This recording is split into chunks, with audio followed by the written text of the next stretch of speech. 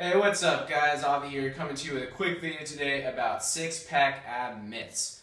In particular, we have 3 myths on the board today.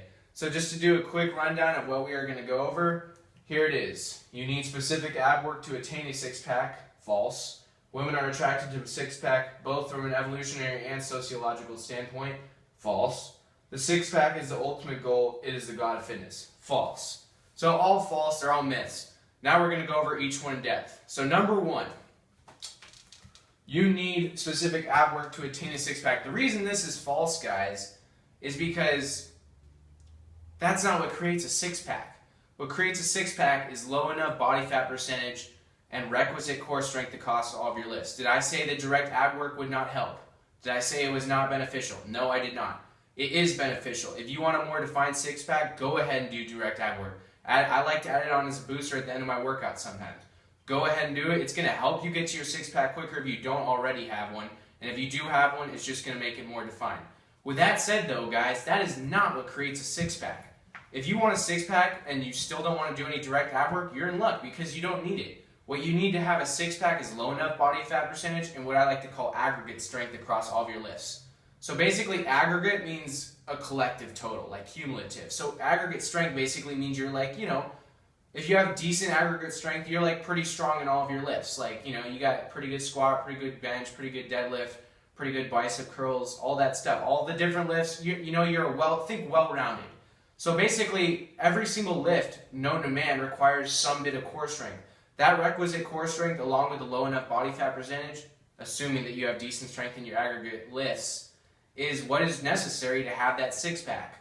And like I said earlier, if you want to make it more defined, and as you'll see in number 3, if you want to get that 10-pack eventually, the direct ab work is really going to help you out. Alright, now that we've got that one out of the way, let's go to number 2, which is perhaps the most controversial on this list. Well, actually, they're all pretty controversial, but nevertheless, let's get on with this. So, women are attracted to men with a six-pack, both from an evolutionary and sociological standpoint. This is completely false on the second one. Or the first one, I'm sorry. The first one is completely false. The second one is right because, as you know, women and men, but men aren't attracted to men, well, for the most part, but women have been bred since day one they came out of the womb by the media to like men with six-packs. It's not from an evolutionary standpoint. They don't give a shit about that. You can go watch my last video about golden ratio. Someone with the golden ratio is the most attractive shape from an evolutionary standpoint as proved by scientific research. But from a sociological standpoint, women really like men with six-packs because they've seen movies, they've seen magazines, and every single person in movies and magazines, it's the protagonist or the main character or whatever, the main player, always has a six-pack because that's, for some reason, the emblem that the media has chosen to portray as a symbol of fitness. It's completely arbitrary, but regardless, women from a sociological standpoint find six-packs attractive in men. Like I said earlier, this does not apply to the evolutionary standpoint. The golden ratio is the most attractive thing to women as far as body shape from an evolutionary standpoint. So we got 1 and 2 done, and now we're going to go on to 3. The six-pack is the ultimate fitness goal. It's like the god of fitness. It's the ultimate standard. This is complete bullshit, guys, for a multitude of reasons. Number 1, what if your fitness goals aren't even aesthetic in the first place? What if you're an athletic baseball player or a basketball player or football player or any kind of sport? No one cares about what you look like underneath your uniform. If you have a six-pack or a gut or whatever, if you can hit 400 feet bombs consistently, if you can dunk the basketball consistently or shoot consistently or whatever you do in basketball, you can tackle freaking amazingly as a linebacker, no one gives a shit what your six-pack or lack thereof looks like underneath your uniform. So that's one reason. And number 2, even if you're training for aesthetics, guys, the six-pack still isn't the ultimate standard. Go on Wikipedia right now and look up how many abdominal muscles are in the abdominal region.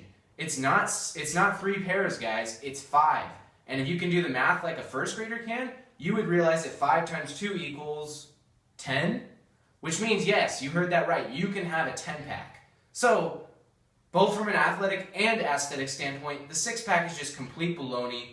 You need to be shooting higher if you're going from an aesthetic standpoint, and if you're going from an athletic player standpoint, stop focusing on your looks and start training for performance, guys. It's just there's no really in-between. You're either training for performance or you're training for aesthetics. Pick one or the other, but either way, one thing that is common between both of them is that the six-pack is it's just a waste of your time to be like, A, going for it, and B, just like stressing out about it, whether or not you have it. So that's it for today, guys. Hope you found something useful in this video. You got any comments, let me know in the comments section, of course. You got any questions, you can email me directly. Subscribe if you like the video, and that's it for today, guys. Catch y'all later.